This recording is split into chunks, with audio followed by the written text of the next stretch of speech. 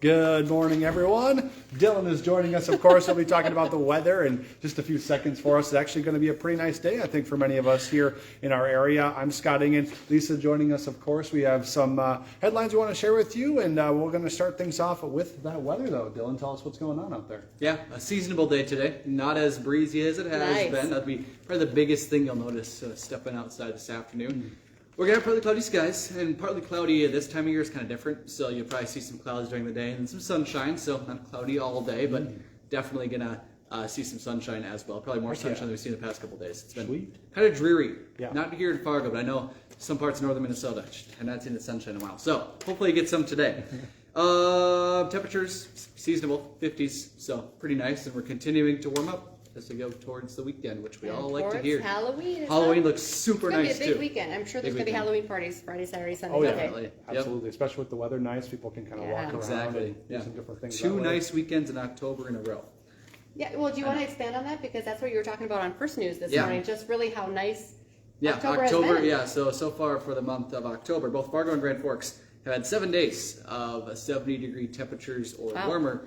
Our average is 4 and 3. 4 for Fargo, 3 for Grand Forks. So but it's been a very warm October. We've only had one day below 40 degrees for a high temperature in Fargo, which is pretty crazy. You know, October is all about that transition month, but we've had a lot more warm days than we've had cool days. Absolutely. So I think we'll take that.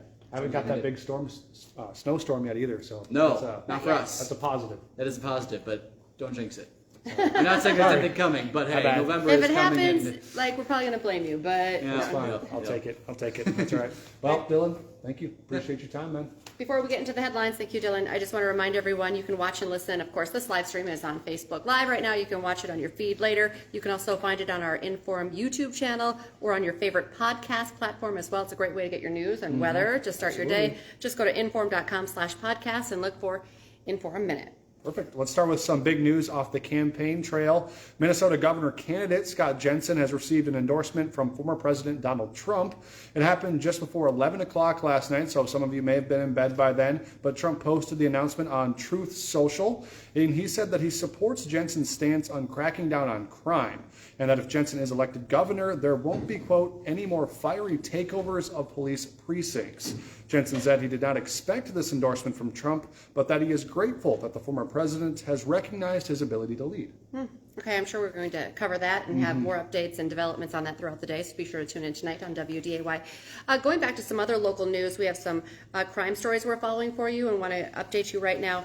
We are working to learn when we could see a Fargo teenager in court after he fired a gun inside a gas station. 19-year-old Scarler Jefferson Jr. was booked into the Cass County Jail last night. Police say he got into a fight inside the Loaf and Jug, the one near Doolittle's in Fargo. It was someone he knew, but several shots were fired into the floor. Luckily, no one was hurt. He did take off, but officers were able to catch up with him and arrest him. He's facing charges of aggravated reckless endangerment, aggravated assault, and also terrorizing. Also in Cass County, Minnesota, though, this time, the Sheriff's Department is investigating the death of a 10-year-old boy who fell from a tree. The sheriff says that they were called out to rural Walker, Minnesota around 4 o'clock last Thursday. Deputies and first responders there found that 10-year-old boy. He was injured, of course, from the fall near the Leech Lake area.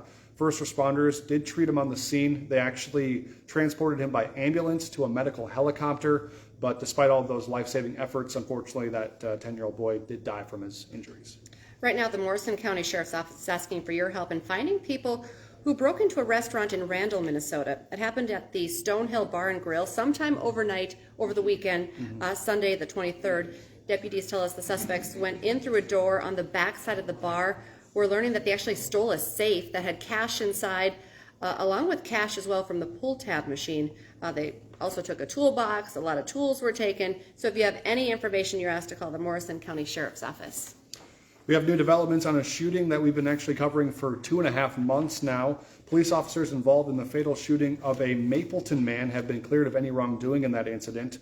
Fargo Police Chief David Zabolski says an internal investigation of officers Moser, Heller, Corti, and Jasper did not violate police policy.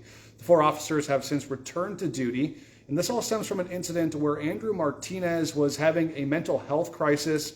Police say he eventually came out of his house and aimed a gun at officers. That's when those officers shot Martinez, and he did die at the scene. The Attorney General, also Drew Wrigley, said that those officers were justified in their actions. And this is a big story. It came out yesterday out of NDSU. Could affect so many people. Major budget cuts coming. The president sent out a campus-wide email saying they're going to be seeing some significant cuts. They're working on a plan right now. That's coming from David Cook, the new president at NDSU. He says it's because of decreasing enrollment numbers.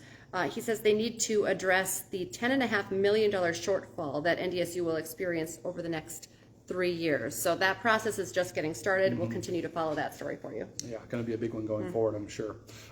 In local news downtown, Marge's Diner will be opening up in place of a bar, that being the former Twist Bar in downtown Fargo. This isn't actually unfamiliar territory for Marge's, though, as the owner of Great Plains Hospitality has multiple restaurants in our area. That includes the Boiler Room.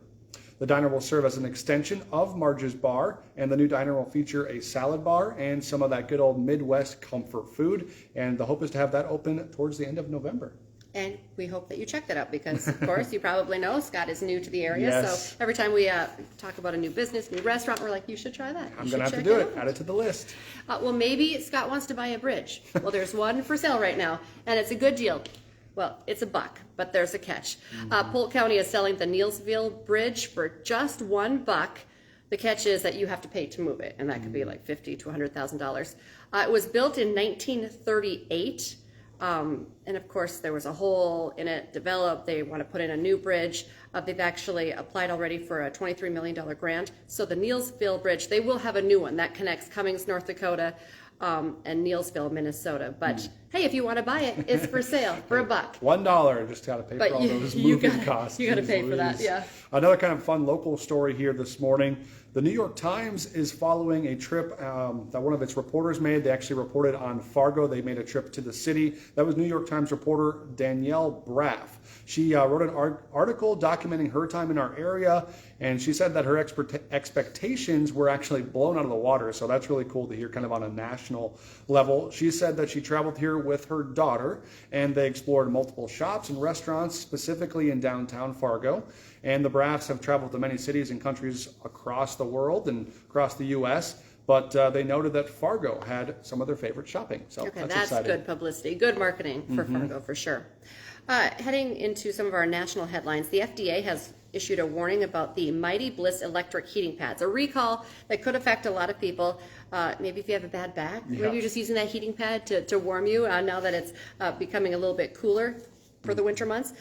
Actually, 500,000 of these heating pads are being recalled right now. They were distributed between July of 2021 and July of this year. They were sold through Amazon and Walmart websites. So if you have one of those, you're asked to stop using it. 31 people have already been hurt because of them. You can visit the company's website, mightybliss.com, for more information on what to do and how to get your money back. The Department of Health and Human Services says hospitals are filling up across the nation as a rash of respiratory infectious diseases spread.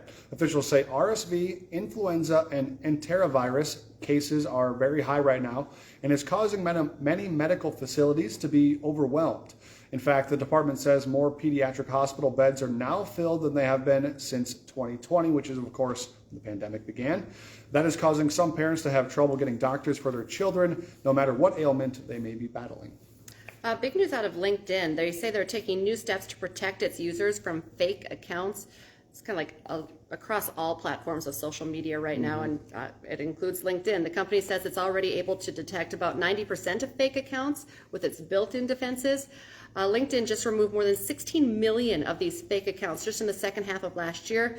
But the company wants to weed out even more, rolling out several new features. So I'd love to hear that, and we'll continue to follow that. Yeah, anything these companies can do to cut down on those scams and fake bots is a welcome thing, I think. Soon, Amazon will have a new way to pay. The company says starting on Black Friday, everyone will be able to use Venmo funds at checkouts. The move is the latest example of Amazon looking to expand its checkout payment options for customers. Venmo started as a way to send money between people. A lot of people use it to just, send small amounts, or sometimes if you have a roommate or something like that, you can send those funds back and forth. But now it's got tens of millions of users, a credit card, and is even accepted by other major businesses. So one of those things that's grown quickly, and they're trying to keep that security as good as they can. Love to hear that. Hey, Dom is back in. Dom Izzo's in the building. So don't forget to tune in today for Hot Mic. That's on from 9 to 11 this morning on WDAY Extra and InForum.com. You're new here. We were just telling you about WDAY Extra and had it all too. So it's on in the newsroom right now, waiting for Dom to head on. I'm sure he has a lot of great guests, but he's probably also going to be talking about the Bison game as we get closer and closer to the Bison heading back to the Fargo Dome this weekend. Yeah, they're playing Illinois State, I believe, so should be a fun game. We need a W this weekend. That's right. And almost all of the stories that we just talked about, you can read more about them at InForum.com. Check that out. And of course, a great deal going on. It's really the place to go for all of your local news headlines, really weather is. headlines, sports headlines. I love all of the inside the Bison coverage that you can find on InForum.com as well. So for 99 cents a month for your first 3 months, you can get an all-access pass to InForum.com. Just go to InForum.com/subscribe to get that deal. And remember to join us for all of our evening newscasts, also our 11 o'clock newscast. We have that starting 11 o'clock, obviously. Then we have 4, 5, 6, 9, and 10. And of course, every weekday you can join me and Lisa from 5 to 7, as well as Lydia Bloom, our meteorologist. Tomorrow it's actually Jared. He's in tomorrow. Oh yeah, Jared Piepenberg will be back. Oh, and Dylan's coming back in. The 11 it was with me and you yesterday. Yes.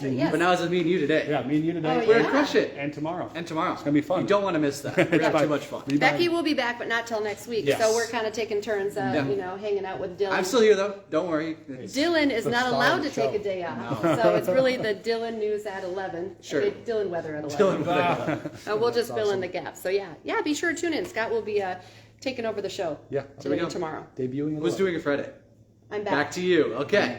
Sounds Join good. us at 11. You can't get away from us. Nope. Thanks, Dylan. Appreciate it. And thank you for joining us. Have a great day.